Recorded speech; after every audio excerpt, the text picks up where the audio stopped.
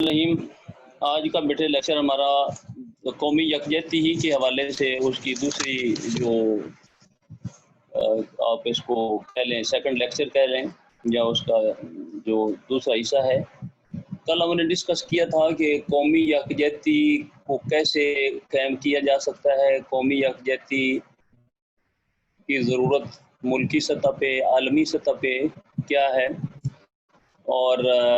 ये कितनी आम है। तो उसमें हमने डिस्कस किया था कि पूरी दुनिया जो अफरा तफरी और इंतशार का एक शाखसाना नज़र आती है, उसके पीछे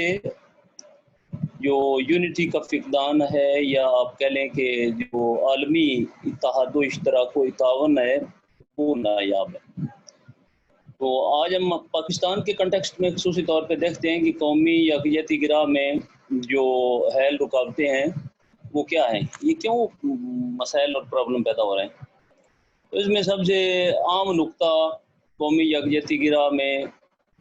जो समझा जाता है वो कौमी इंतशार है, फ़िक्री इंतशार है। लोगों की जो ज़हनी हमांगी है वो नहीं है। लोग एक दूसरे के करीब आने, एक दूसरे के साथ इश्तराक व तावन करने की बजाय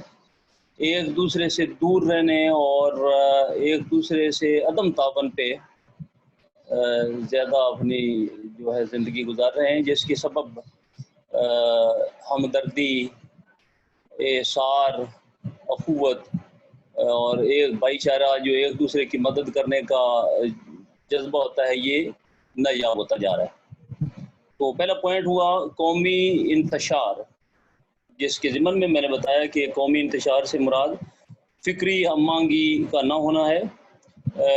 लोगों के दरमियान कोऑर्डिनेशन, इत्तेहाद, इत्तफाक, तावन, दस्ते तावन न बढ़ाना है और एक दूसरे से हमदर्दी और गम गुसारी को नज़रअंदाज करना है। Second point, it is also very important, ये है जिसका ताल्लुक सियासत से या ज़्यादातर इसका ताल्लुक जो एडमिनिस्ट्रेशन से है। तो बदनज़मी जगह जगह जो है चोरी, डकैतियाँ और लाकानूनियत जो है ना ये अरूज पे हो और हर बंदा अदम तहफ़्फ़ुज़ का शिकार हो तो भी कौमें इकट्ठी नहीं होती, कौमों के अंदर वो जज्बा जो कोऑर्डिनेशन का है वो परवान नहीं चढ़ता। तो पहले ये पॉइंट नोट कर लें तो ज़्यादा बेहतर होगा कि कौमी इंतशार, नंबर 2 बदनज़मी जिसको एडमिनिस्ट्रेशन भी कहते हैं, और नंबर 3 पे है बेटे तालीमी पसमानदगी।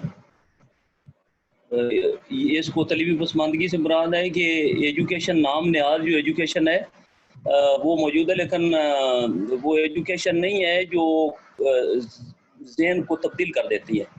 ऐसी तालीम नहीं है जो आपकी फ़िक्र को, आपके जो सोच के ज़ाविये हैं उसको बदल दे।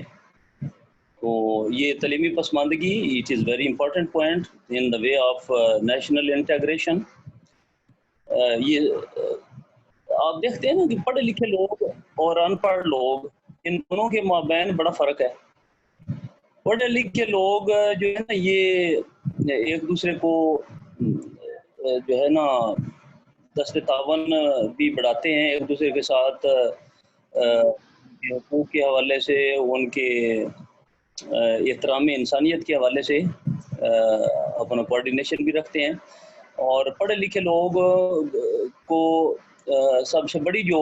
पढ़े लिखे लोगों की खसूसियत होती है वो टॉलरेंस होती है, वो दूसरे को एक्सेप्ट करना, दूसरे के मकाम, मर्तबे और दूसरे के हकूक़ का पास रखना और उसको जो है ना प्रमोट करना, ये पढ़े लिखे शख्स की निशानी होती है। पढ़ा लिखा वो शख्स नहीं होता जो डिग्रियां लेता है, तो ज़हनी तालीमी पसमानदगी ज़हनी पसमानदगी का भी बहस बनती है। पढ़े लिखे लोग होते हैं लेकिन उनके पास जिस तरह हज़रत सुल्तानुल आरिफीन रहमतुल्लाह अलैह ने ये तालीमी पसमानदगी ही के ज़िम्मन में तो आपने फरमाया था ना, इल्म पढ़िया पर अदब ना सीखिया की करना इल्म नूं पढ़ के हो, चिला कटिया कुछ ना खटिया की करना चिलियां च वड़ के हो। تو یہ مطلب ہوا کہ جو اسپرٹ آف ایجوکیشن ہے اس سے محروم ہونا تعلیمی پسماندگی کہلاتا ہے۔ ہمارے یہاں آج کل ڈگریاں موجود ہیں، لیکن ان ڈگریوں کی جو روح کے مطابق آپ کی استعداد اور آپ کے اندر وہ کوالٹیز ہونی چاہیے وہ نایاب ہے۔ یہ ہے تعلیمی پسماندگی۔ دین اسلام اس لیے تعلیم کو فروغ دینے کا جو سب سے بڑا فریضہ ہر مسلمان کے اوپر رکھا ہے وہ اس تعلیم کی روح ہے، جو جاننے پہچاننے سے پھر نہ صرف وہ تمام ماننے والوں کے اندر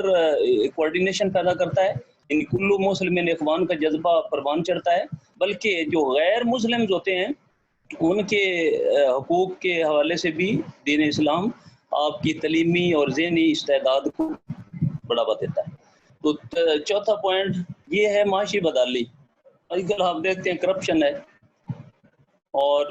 دھوکہ دہی ہے، فراڈ، اور جو انجسٹس ہوتی ہے، سنیچ دا ادر رائٹس، اس کا مطلب ہے کہ دوسروں کے حقوق کے اوپر جھپٹنا،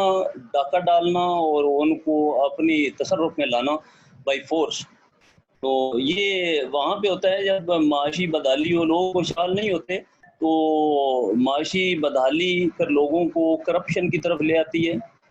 لوگوں ایک یہ رائے ہے، اس کے بارے میں دوسری رائے بھی ہے کہ کرپشن کے لیے ضروری نہیں ہے کہ معاشی بدحالی بھی ہو، ورنہ آپ کو نظر آتا ہے کہ ہمارے جو بڑی بڑی پارٹیوں کے جو عمائدین ہیں ان کو عمائدین کہنا بھی توہین ہے، بڑی بڑی پارٹیوں کے جو سرپرست اعلیٰ ہیں وہ خود کرپشن کے اندر ان کے ہاتھ اور جسم اور ان کی پورا امیج آلودہ ہے۔ تو پتہ چلے کہ معاشی بدحالی ضروری نہیں ہے کہ it will cause to the corruption. تو یہ ٹھیک ہے، پاورٹی اینڈ کرپشن کا آپس میں گہرا تعلق ہے۔ غربت اور مفلسی انسان کو کفر تک لے جاتی ہے، انقاذ الکفران یکون کفران۔ تو یہ جو فقر ہوتا ہے، یہ مفلسی، اور انسان جب مجبور ہوتا ہے تو پھر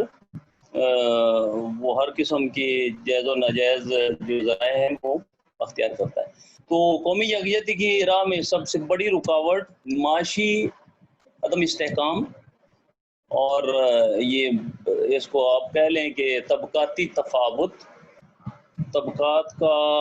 ایک دوسرے کے ساتھ جو ہے نا کوارڈینیشن کا نہ ہونا۔ ایک ایلیٹ کلاس ہے، ایک لوئر کلاس ہے، ایک مڈل کلاس ہے، تو ان کے اندر ہیو اور ہیو ناٹ کے جو وشیس سرکل ہے، جس کے سبب بھی کوارڈینیشن نہیں ہوتا، یکجہتی کو فروغ، قومی یکجہتی کو فروغ نہیں ملتا۔ تو معاشی بدحالی یہ چوتھا پوائنٹ ہوا۔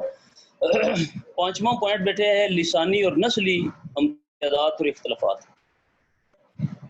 ریشل بیسس پہ کہ ہم برتر نسل ہیں، اور اسی طرح کوئی زبان کے اعتبار سے آپ دیکھتے ہیں نا، جس طرح سندھو دیش والے وہ سندھی بولنے والوں کے حوالے سے اپنا ایک امتیازی رکھتے ہیں جذبہ، وہ کہتے ہیں کہ جو نان سندھی ہے وہ ہم سے کم تر ہے، لہذا وہ اپنی پریورٹی چینج کر لیتے ہیں as compare to their own inhabitants جو سندھی لوگ ہوتے ہیں۔ اسی طرح علاقے کے حوالے سے، علاقائی اعتبار سے بھی وہ جو ہے نا اختلافات پائے جاتے ہیں۔ تو یہ تعصبات جو ہیں، یہ لسانی ہوں یا نسلی امتیازات، یہ قومی یکجہتی کی راہ میں سب سے بڑی رکاوٹ ہے۔ پھر قومیں آپس میں مل نہیں بیٹھتی، مساوات ہوگی تو قوم کے اندر یگانگت کا، اتحاد کا جذبہ پروان چڑھے گا۔ اسلام نے اس لیے تو تمام نسلی اور لسانی اختلافات سے برتر ہو کے، اوپر ہو کے، اسلام نے جو پیغام دیا تھا، اور یہ خطبہ حجت الوداع آقا دو جہاں صلی اللہ علیہ وسلم نے جو یہ کہا جاتا ہے کہ فنڈامنٹل ہیومن رائٹس کے اوپر ایک یونیورسل ڈیکلیریشن تھا جو آپ صلی اللہ علیہ وسلم نے فرمایا، تو اس کی کیا افادیت تھی؟ اس کی افادیت یہ تھی کہ کسی کالے کو گورے پہ، کسی عربی کو اجمی پہ، کسی کوئی بھی عربی اجمی سے مراد یہ لسانی اختلافات ہیں، تو کسی کو کوئی فوقیت نہیں تھی، تمام جو ہیں وہ حضرت آدم علیہ السلام کی اولاد ہیں، بنی نوع انسان، اور تمام بنی نوع انسان وہ ان کے حقوق بھی ایک جیسے. تو یہ مساوات ہے، ایک یونیورسل ایکویلٹی ہے جو صرف اسلام دیتا ہے. جیسے پھر آپ دیکھیں کہ اسلام کے اس جذبے کی وجہ سے پوری دنیا کے جو مسلمان ہیں وہ ایک ہی لڑی کے اندر پڑے ہوئے ہیں، اور وہ جذبہ قومیت اور فلسفہ امت ہے. تو اس کے بعد چھٹا پوائنٹ ہے صوبائی تعصب. صوبائی تعصب کا تھوڑا سا میں نے پہلے بھی وہ ذکر کر دیا تھا کہ یہ پروونشل جو ازم ہے، صوبائیت کا ایک پہلو، اس سے بھی بڑا نقصان ہوا. اور جس کا آپ نے دیکھا وہ بنگلہ دیش کا علیحدہ پاکستان سے ہو جانا، اس کے اندر بھی صوبائی تعصب پایا جاتا تھا کہ انہوں نے بنگالی زبان کو اور بنگالی جو اینٹی ہے اس کو انہوں نے پروان چڑھایا. تو شیخ مجیب الرحمان نے پھر نتیجتاً پاکستان سے علیحدگی کا اعلان کر دیا. تو یہ قومی یکجہتی کی راہ میں سب سے بڑی رکاوٹ ایک یہ بھی ہے کہ صوبائی تعصب جو ہے نا اس کو فروغ ملے تو پھر قومی یکجہتی کو نقصان پہنچتا ہے. 7واں پوائنٹ ہے آمریت.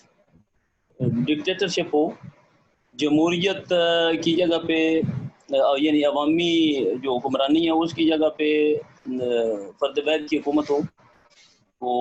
یہ بھی آپ نے ماضی کے اندر دیکھا ہے کہ ایوب خان سے لے کے جنرل یحییٰ خان، جس کے دور میں یہ پاکستان کا مشرقی حصہ الگ ہوا، اور پھر آگے جنرل ضیاء الحق کا دور آ جاتا ہے، پھر جنرل مشرف. یہ ایسے ادوار ہیں جہاں پہ لوگوں کو حقوق دینے کی بجائے چند ایک خاندانوں کو نوازا گیا، اور مٹھی بھر جو لوگ تھے وہ حکمرانی کرتے تھے، وہ ان کو پولیٹیکل ایلیٹس کہا جاتا ہے. تو آمریت کے اندر یہ مٹھی بھر لوگ ہی حکمرانی کرتے ہیں، تو پھر عوام ان سے نفرت کرتے ہیں. تو بعض دفعہ آمریت سسٹم آف گورننس کے حوالے سے ڈسکس نہیں ہوتی. آمریت سے مراد ہے کہ فرد واحد جو ہے نا وہ کر رہا ہو، ڈکٹیٹ کر رہا ہو، رول کر رہا ہو. فرد واحد جو ہے نا وہ ڈومیننٹ رول ہو اس کا ان دا وے آف گورننس.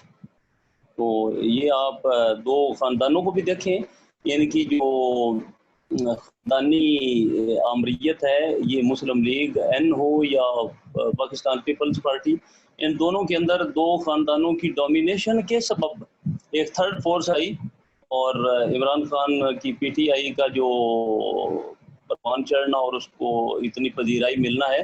اس کے پیچھے یہ ایک پہلو بھی پایا جاتا ہے کہ ہمارے ہاں نام نیاز جمہوریت کے جلب میں خاندانی آمریت صاحب فگن تھی. تو یہ بھی پوائنٹ ہوا. اس کے بعد 8واں پوائنٹ ہے بیٹے،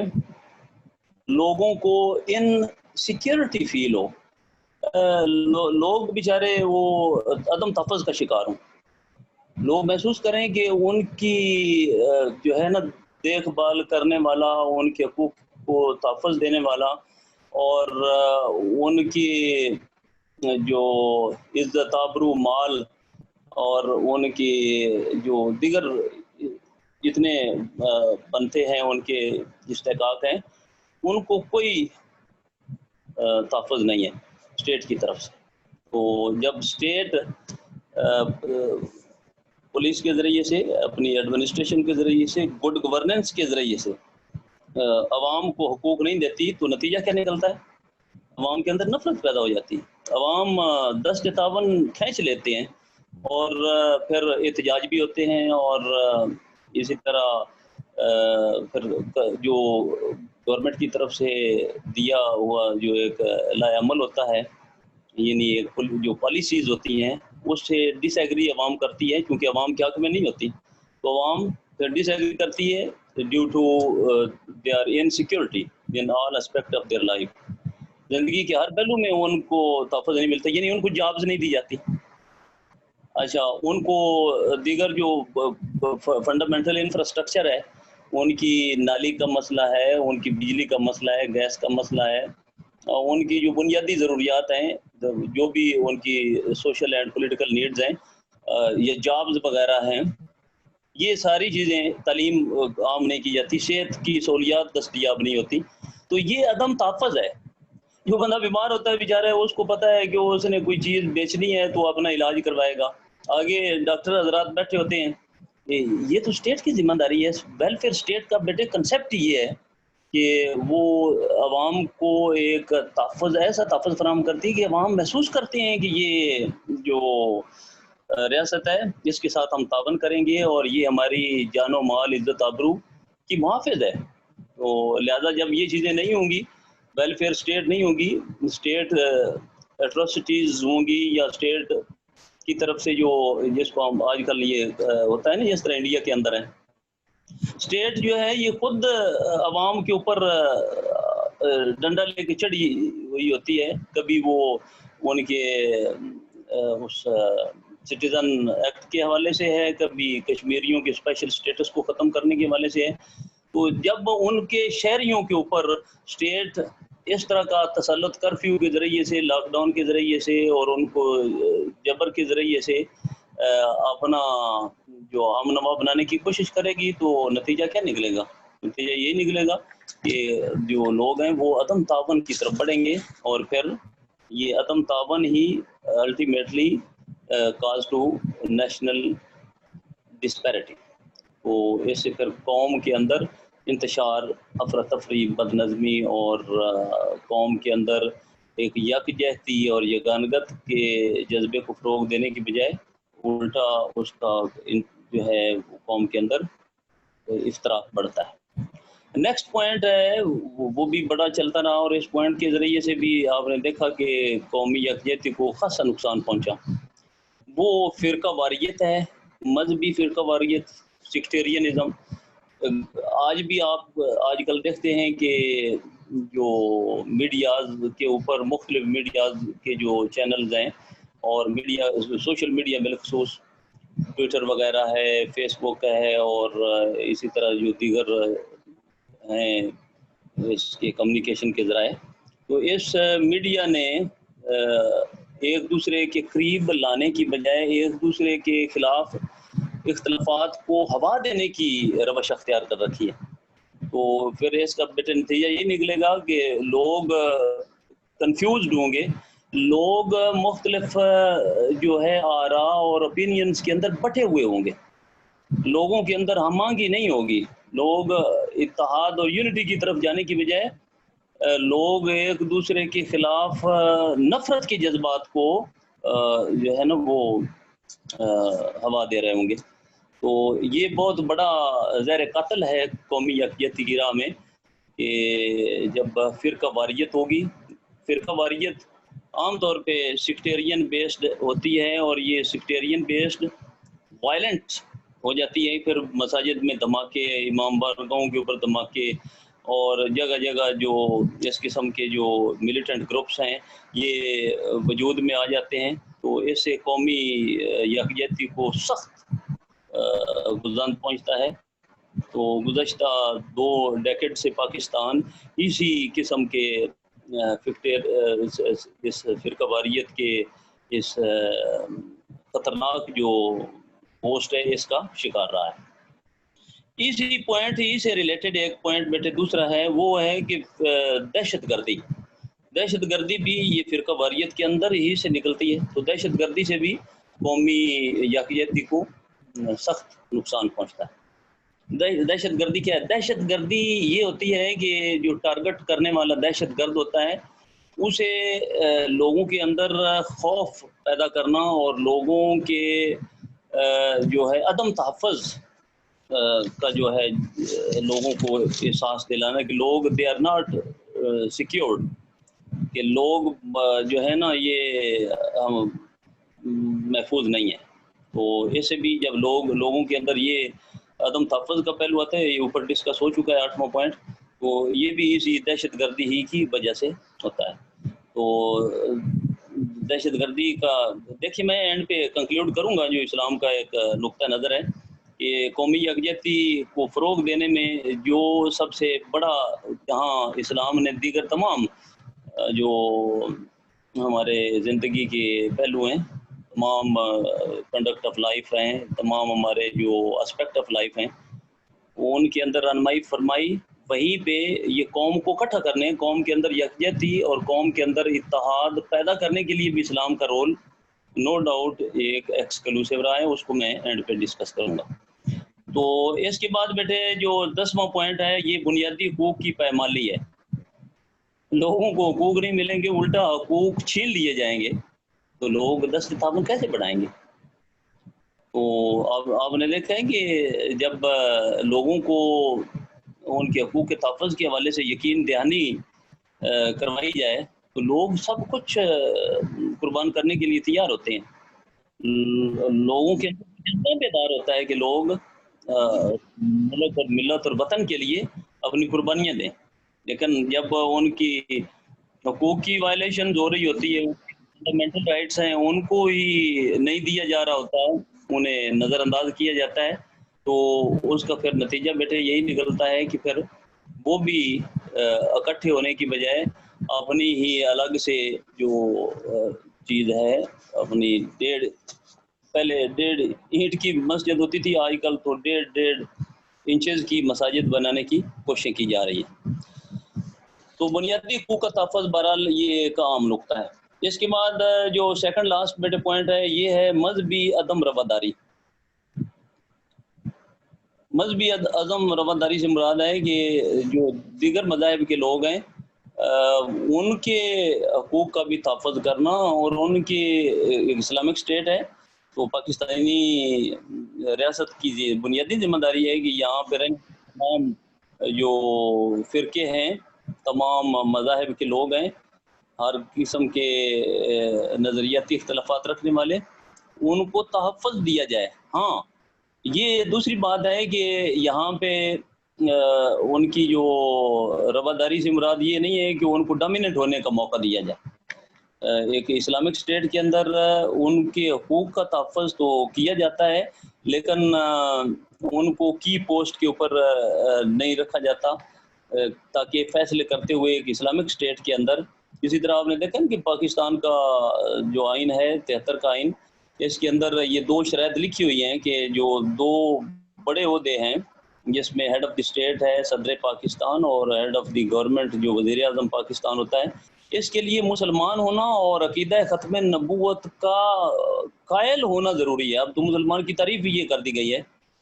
جو عقیدہ ختم نبوت حضور سرور کونین صلی اللہ علیہ وآلہ وسلم کو آخری نبی کے طور پہ تسلیم کرتا ہے، وہی مسلمان کہلائے گا۔ تو اس اعتبار سے بھی جو مذہبی عدم رواداری ہے وہ بہت عروج پہ ہے کہ لوگ جو ہے نا وہ دیکھیں، آپ نے کوئی یہ پوائنٹس آج کل بڑا چل رہا ہے، وہ مندر بنانے کا اسلام آباد کے اندر، یا چرچ ہوتے ہیں یا دیگر جو گردوارے ہیں سکھوں کے، تو ہم نے اسلام کے اندر یہ تحفظ کا اور رواداری کا جو ہے نا سبق دیا گیا ہے کہ ہم ان کے ان حقوق کو اور ان کے ان جو دینی افکار ہیں ان کا ہم کرتے ہیں، ان کا ہم احترام کرتے ہیں اس حوالے سے کہ وہ جس کو، کیونکہ اسلام جبر کا دین نہیں ہے، اسلام تشدد اور اسلام جو ہے نا بائی فورس آگے پھیلانے کا درس نہیں دیتا۔ لا اکراہ فی الدین قد تبین الرشد من الغی۔ تو یہ تو ایک ایسا خود ہی مضبوط نظام ہے کہ اس کو بائی فورس لاگو کرنے کی حاجت ہی نہیں ہے، اس کے اندر یہ طاقت موجود ہے۔ آپ یورپ کے اندر دیکھیں تو بیٹے وہاں تو ان کی کرسچینز اور دیگر جو سیکولر فورسز ہیں وہاں پہ ڈومیننٹ رول کر رہی ہیں، اس کے باوجود ان کے مقابلے میں دین اسلام ہی فلورش کر رہا ہے، اور دین اسلام کہا جاتا ہے کہ ایک ربع صدی میں یعنی آئندہ آنے والے 25 سالوں میں یورپ کے اندر جو سب سے بڑا مذہب ہوگا وہ دین اسلام ہوگا، جس تیزی کے ساتھ اور جس شد و مد سے اس اب اس کے بعد آخری جو پوائنٹ ہے بیٹھے وہ میں بتاؤں گا، اسلامی تعلیمات سے عدم واقفیت کے سبب بھی جو رواداری ہے اس سے دوری اختیار کرنا، اور اسلام کی اس سنہری روایات کو نظر انداز کرنے سے بھی جو ہے قومی یکجہتی کو نقصان پہنچتا ہے، کہ وہ ہمارے علماء کرام مساجد میں انہوں نے مساجد کو باقاعدہ لیبلائز کیا ہوا ہے، اور دوسرے مکتبہ فکر کے اور دوسری جو فقہی اختلاف رکھنے والے لوگ ہیں، جب وہ کسی دوسری مسجد کے اندر چلے جاتے ہیں تو وہاں وہ نماز پڑھنے سے گریزاں ہوتے ہیں، حالانکہ وہ تو اللہ تعالیٰ کا گھر ہے۔ ہم نے ان مقدس جو ہمارے شعار ہیں، ان کو ہم نے اس طرح کا وہ بنا دیا ہے، ان کے اوپر ہم نے ایسی ملمگاری کر دی ہے جس کے نتیجے میں پھر اسلام کی اصل روح جو ہے، یکجہتی والا تصور، ایک مسلم والا تصور، اور اسلام کی جذبہ اخوت، انما المؤمنون اخوۃ فاصلحوا بین اخویکم واتقوا اللہ، سورہ الحجرات میں اللہ تعالیٰ نے فرمایا کہ مومن تو ہوتا ہی وہ ہے جو پھر آپس میں ان کا رشتہ اخوت میں وہ منسلک ہوتا ہے، یعنی اتنا جڑا ہوا ہے ایک دوسرے کے ساتھ، وہ جہاں کہیں بھی مسلم رہتا ہے دنیا میں، وہ ایک دوسرے سے جسٹ وید کی طرح جڑا ہوا ہے۔ لیکن ادھر آپ دیکھتے ہیں کہ پاکستان کے اندر اور کچھ ادھر مڈل ایسٹ کے کچھ ممالک میں بھی یہ سلسلہ شروع ہو گیا، یمن ہے، بحرین ہے، مراکش ہے، اور پھر آگے یہ یو اے ای ہے، کویت ہے، سعودی عربیہ ہے، ایران ہے، یہاں پہ بھی مذہبی بنیادوں پہ اختلافات کو ہوا دی جا رہی ہے، جس کی وجہ سے سیکٹیرینزم جو ہے نا، یہ اسلام کی حقیقی روح کے اوپر ڈومیننٹ ہوتا جا رہا ہے، جو سب سے بڑی قابل افسوس پہلو ہے۔ تو اللہ تعالیٰ سے ہم دعا بیٹے کرتے ہیں، اللہ تعالیٰ ہمیں دین کی حقیقی روح کو سمجھنے اور اس پہ عمل پیرا ہونے کی توفیق عطا فرمائے۔ تو آج ہم نے یہ جو 12 پوائنٹ ڈسکس کیے ہیں، اس میں ہم نے ان چیزوں کا احاطہ کرنے کی کوشش کی ہے کہ قومی یکجہتی کی راہ میں حائل رکاوٹیں کیا ہیں، جو قومی انتشار سے لے کے اسلامی تعلیمات سے عدم واقفیت تک یہ 12 پوائنٹس بنتے ہیں، اور انشاءاللہ ہم اس کی ڈیٹیل نیکسٹ کوئی کسی لیکچر میں دیں گے۔ نیکسٹ ویک ہمارا جو لیکچر ہے وہ کسی اور چیپٹر سے ہوگا، تو آپ ضرور اس میں پارٹیسپینٹس کو بیٹے یاسر پارٹیسپینٹس کو آپ شامل کریں۔ بچے چلیں یہ یوٹیوب کے اوپر آپ اس کو اپلوڈ کریں گے تو باقی بھی بچے اس کو سنیں گے، دیکھیں گے، سوالات ان کے اندر ذہن کے اندر